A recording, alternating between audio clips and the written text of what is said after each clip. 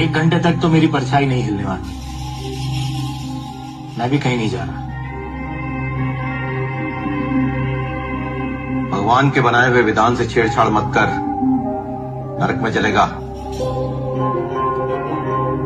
स्वर्ग में बैठे भगवान से आपका तो सीधा संपर्क है ना, तो उन्हें कहिए कुछ देर तक सूरज को छिपा दे। तुम भगवान को ललकार रहे हो?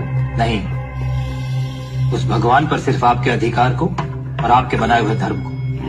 ब्राह्मण को सिखाएगा धर्म क्या होता है? आस्था का विषय है धर्म, तर्क वितर्क का नहीं। जो विषय तर्क नहीं झेल सकता वो पाखंड कहलाता है। एक व्यक्ति ने देखा कि पेड़ से सेब नीचे क्यों गिरा। उसने तर्क किया और उसी की वजह से उसने गुरुत्वाकर्षण बल की खोज की।